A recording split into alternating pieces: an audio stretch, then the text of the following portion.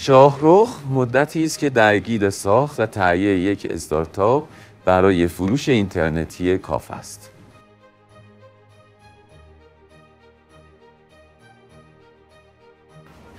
بالاخره بعد از چندین هفته تلاش و کمخوابی پروژه کامل شد و شاهرخ توانست با خیال آسوده به خواب برود.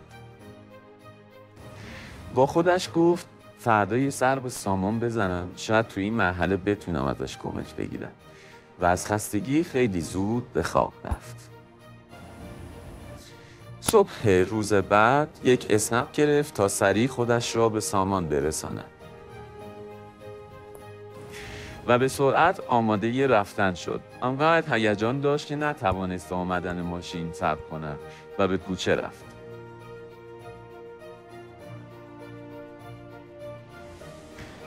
بعد از سوار شدن چشمهایش را بست تا کمی تمرکز کند، اما به دنیای خیال رفت.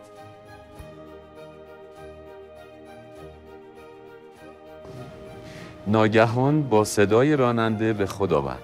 داداش، خیلی وقت رسیدیم، پیاده نمیشی؟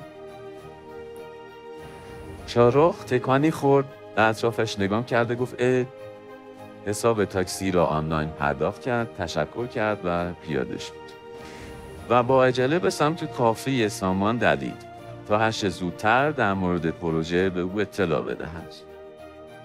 وارد کافه شد. بعد از سلام و خوشوبش سامان گفت داداش خیر باشه این موقع صبح، و شاهرخ با هیجان او را به سمت یک میز 2 نفره نزدیک پیشخوان کشید و 30 تا پیاز پروژه را برایش شرح داد.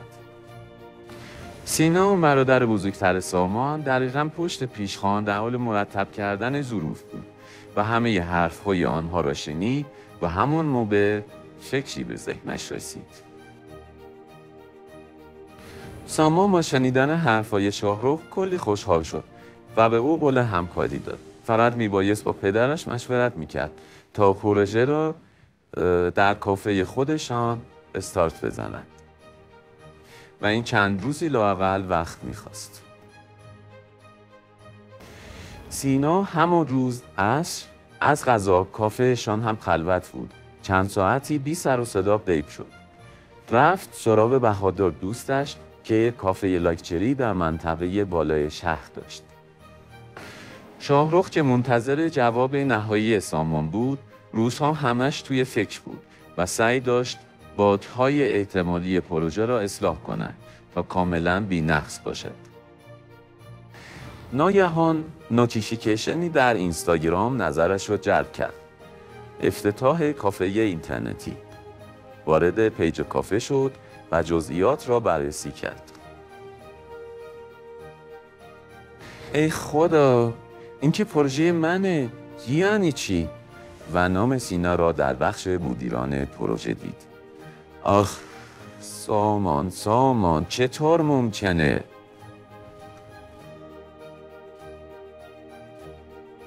سامان میخبر از همه جا با پدرش مشورت کرد و توافق او را گرفت.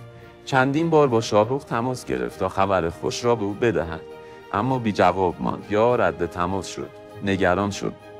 یعنی چی؟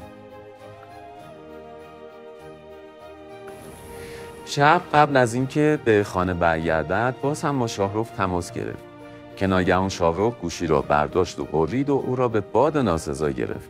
سامان از تعجب خشکش زد، اما تا خواست حرف بزند شاهرخ گوشی را قطع کرد. سامان راهش را به سمت خانه شاهرخ تغییر داد. با خود گفت نمی‌فهمم پسر چه شده؟ یعنی چی آخه؟ و تا رسیدن به خانه این شاهرخ کاملا گیج و منگ بود. وقتی رسید با عجله وارد ساختمان شد. پشت در که رسید شاهرخ یره او را گرفت و کشید داخل واحد و در را بست. فرصت حرف زدن به سامان نمیداد و سامان از بین حرفهای او متوجه جریان شد. بعد از اینکه شاهرخ آرام گرفت گفت داداش باور کن من روحم از این ماجرا خبر نداشت. من سعی داشتم موافقت بابا رو بگیرم. فقط الان که یادم اومد سینا همون روز یه چند ساعتی غیرش زد. لابد اصلا بیا آدرس اون کافه رو بگیریم بریم سراغش ببینیم جریان چیه، ولی باور کن من هیچ نقشی تو این جریان ندارم، تا آخرش هم پشت دستم. نگران نباش، حلش میکنیم باشه؟ و روز بعد رفتن سراغ همون کافه لاکچری بالای شهر. مدیر بسیار جنتلمنی داشت به نام بهادر که آنها را به طبقه بالا و دفتر کار خود دعوت کرد.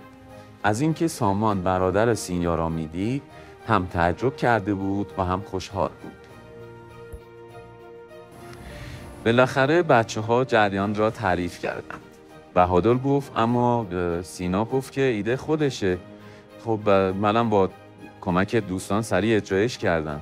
در ضمن سینا هم در 30% سود این کار شریک، اما و به فکر فرو رفت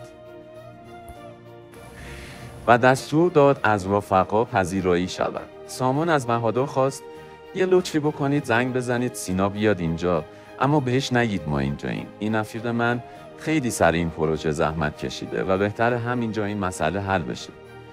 بهادر موافقت کرد و تماس گرفت.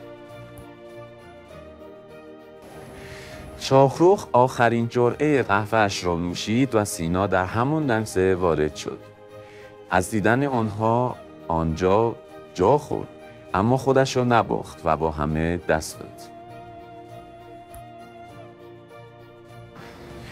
بهادر بی مقدمه گفت سینا گفته بودی ایده خودته این کار. منم استارت زدم، الان فهمیدم جریان چیز دیگه است.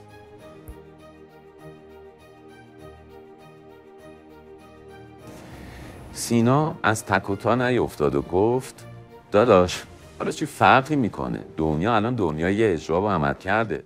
کسی با ایده خالی که به جایی نمیرسه.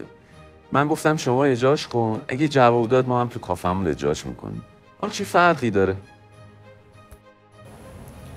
سامان که خیلی سعی داشت خودش رو کنترل کند و از طرفی میدانست شاهرخ الان چه حالی دارد گفت داداش از تو بعیده. یعنی چی این حرفا؟ لامصب این ایده صاحب داره، براش زحمت شب و روزی کشیده شده، چطور میشه بی اطلاع و بی اجازه صاحبش ازش استفاده کرد؟ هر چیزی یه قاعده ای داره آخه. شاید واقعا قصد بدی نداشتی، ولی میدونی با آبروی من پیش شاهرخ بازی کردی، اصلا ازت توقع نداشتم. ساکت شد، چند نفس عمیق کشید، رو به بهادر کرد و گفت نظر شما چی آقا؟ چیکار کنیم؟ بهادر که خاموش و تو فکر بود گفت من سینا رو چند سالی است که میشناسم. میتونم بفهمم فقط از روی کنجکاوی عجله کرد که بفهمین ایده اجرا بشه سود میده یا نه. منم راستش برای راه اندازیش خیلی هزینه کردم. به نظرم بهترین کار اینه که ما همین جای این طرح رو متوقف کنیم. به هر حال صاحب شمایید و جایگاهتون محفوظه.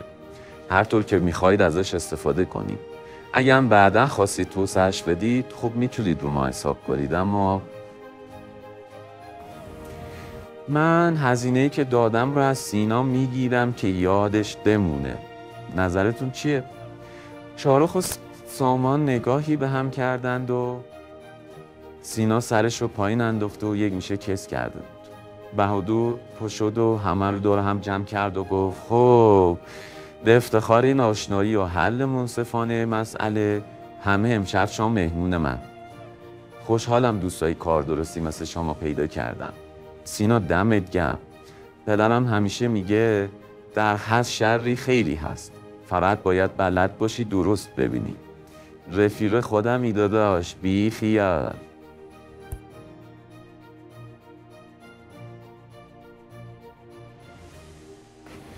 از اینکه تا آخر این ماجرا همراه ما بودی ازت ممنونم و حالا که تا اینجا اومدی یه لطفی کن بکوب رو لایک و یه نظری هم بده تو کامنت. اگرم دلت خواست سابسکرایب هم بکن که قصه های بعدی رو هم با هم باشیم.